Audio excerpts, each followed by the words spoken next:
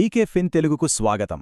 ఒకపక్క చూస్తేనేమో యుద్ధభయాలు, ప్రపంచమంతా టెన్షన్, మరోపక్క చూస్తేనేమో స్టాక్ మార్కెట్లు కొత్త రికార్డులు క్రియేట్ చేస్తున్నాయి.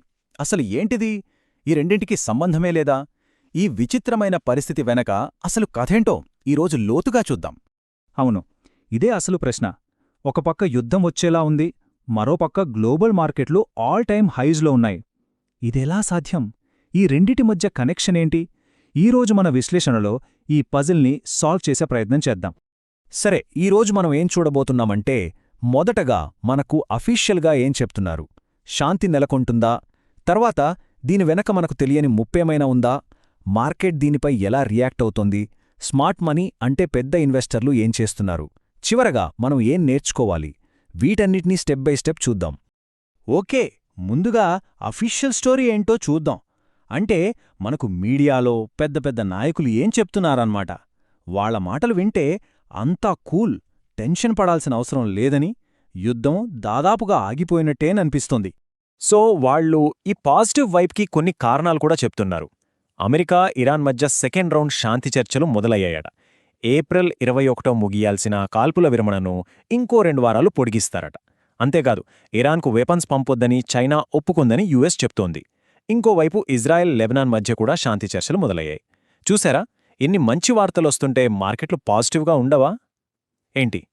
ఇక చూడండి, స్వయంగా యుఎస్ ప్రెసిడెంట్ ట్రంప్ ఏమంటున్నారంటే, ఇరాన్ యుద్ధం దాదాపు ముగిసిపోయింది, పూర్తి కాల్పుల విరమణ జరగబోతోంది అని. ఇంతకన్నా పెద్ద హామీ ఇంకేం కావాలి? ఈ ఒక్క మాట చాలు మార్కెట్ సెంటిమెంట్ మొత్తం మారిపోవడానికి. సరే, ఇప్పటిదాకా అంతా బానే ఉంది గదా. కానీ ప్రతి కథకు మరోవైపు ఉంటుంది. ఇప్పుడు ఆ రెండో కోణం చూద్దాం. పైకి శాంతి మంత్రం జపిస్తున్నట్టు కనిపిస్తున్నా తెర వెనుక వేరే ఏదో పెద్ద స్కెచ్ నడుస్తోందని కొన్ని ఇంటెలిజెన్స్ రిపోర్ట్స్ హెచ్చరిస్తున్నాయి. ఈ శాంతి చర్చలు నిజానికి ఒక ట్రాపా? ఇది చూడండి, ఇది ఏదో చిన్న విషయం కాదు. రష్యన్ సెక్యూరిటీ కౌన్సిల్ చాలా సీరియస్ వార్నింగ్ ఇస్తోంది. వాళ్ళు ఏమంటున్నారంటే, అమెరికా ఇరాన్ చర్చలు గ్రౌండ్ ఇన్వేషన్ కోసం ఒక కవర్ మాత్రమే, ఇదొక పెద్ద ఉచ్చు అని. అంటే శాంతి చర్చల ముసుగులో యుద్ధానికి సన్నాహాలు చేస్తున్నారన్నమాట. వాళ్ల వాదన ప్రకారం అమెరికా ప్లాన్ ఇదిగో ఇలా ఉంది. ఫస్ట్ స్టెప్ శాంతి చర్చలు, కాల్పుల విరమణ అని ప్రకటించడం. స్టెప్ 2 ఆ వచ్చిన టైంను వాడుకుని సైలెంటుగా తమ మిలిటరీ బలగాలను తరలించడం. స్టెప్ 3 దాదాపు 50,000 మంది సైనికులతో 2 ఎయిర్ క్రాఫ్ట్ క్యారియర్లతో ఆ ప్రాంతాన్ని చుట్టుముట్టడం. ఇక ఫైనల్ స్టెప్ పూర్తిస్థాయి గ్రౌండ్ ఇన్వేజన్కు రెడీ అవ్వడం. ఇది కనుక నిజమైతే ఇది చాలా పెద్ద గేమ్ అన్నమాట. సో ఇప్పుడు మన ముందు 2 వేర్వేరు రియాలిటీలున్నాయి. ఒకటేమో శాంతి కథనం, అంతా డిప్లొమసీ, అంతా కూల్ అంటోంది.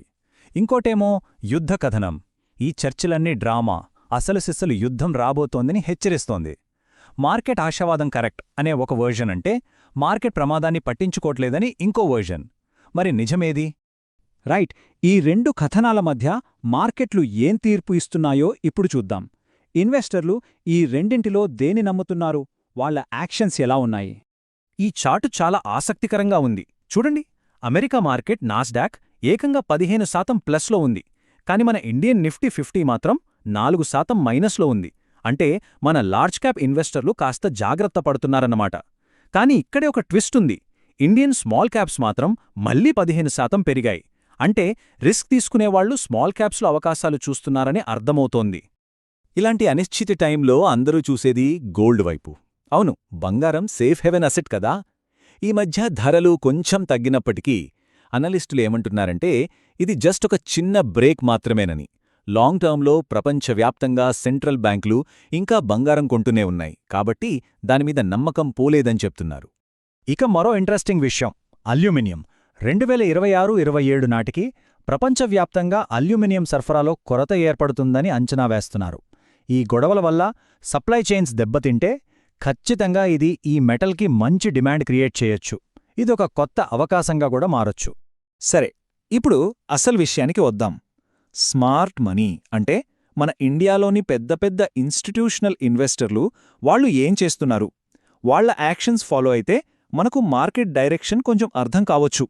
ఈ టేబుల్ చూడండి. ఏప్రిల్ 16, 2026న ఫారెన్ ఇన్స్టిట్యూషన్స్ అంటే ఎఫ్ఐఎస్ 382 కోట్లు కొన్నారు. కాని అదే రోజు మన డొమెస్టిక్ ఇన్స్టిట్యూషన్స్ అంటే డిఐఎస్ ఏకంగా 3,427 కోట్లు అమ్మేశారు. అంటే మనవాళ్లు భారీగా ప్రాఫిట్ బుకింగ్ చేస్తున్నారన్నమాట. బహుశా రాబోయే రిస్క్ను అంచనా వేసి జాగ్రత్త పడుతున్నారేమో. ఇంకాస్త లోతుగా వెళ్తే మన మ్యూచువల్ ఫండ్స్ డబ్బులు ఎక్కడ పెడుతున్నాయి? ఎక్కువగా health care, IT, telecom, utilities లాంటి సెక్టార్స్లో. వీటిని డిఫెన్సివ్ సెక్టార్స్ అంటారు. అంటే మార్కెట్ పడినా కూడా ఇవి అంతగా ప్రభావితం కావు. అంటే వీళ్ళు సేఫ్ గేమ్ ఆడుతున్నారని క్లియర్గా తెలుస్తోంది. మరి ఏ సెక్టార్స్ నుంచి డబ్బులు తీసేస్తున్నారు? Financials, auto, industrials, building materials, వీటిని సైక్లికల్ సెక్టార్స్ అంటారు. అంటే ఎకానమీ బాగుంటేనే ఇవి బాగా పర్ఫామ్ చేస్తాయి. సో వీళ్ళు రిస్క్ ఉన్న సెక్టార్స్ నుంచి బయటకొచ్చి సేఫ్ సెక్టార్స్లోకి వెళ్తున్నారన్నమాట. సరే, ఇప్పటిదాకా మనం చూసిన ఈ మొత్తం విశ్లేషణ నుంచి ఫైనల్గా మనం ఏం అర్థం చేసుకోవాలి? కీలకమైన పాయింట్స్ ఏంటి? ఓవరాల్గా చెప్పాలంటే మార్కెట్ ఒకే మాట మీద లేదు, మిక్స్డ్ సిగ్నల్స్ ఇస్తోంది. ఒకవైపు శాంతి చర్చల వార్తలు విని అమెరికన్ మార్కెట్లు ర్యాలీ చేస్తుంటే, మరోవైపు మన దగ్గర మాత్రం ఇన్వెస్టర్లు, ముఖ్యంగా పెద్ద ఇన్వెస్టర్లు చాలా జాగ్రత్తగా, సెలెక్టివ్గా ఉంటున్నారు. అయితే ఇక్కడొక పెద్ద ప్రశ్న తలెత్తుతుంది.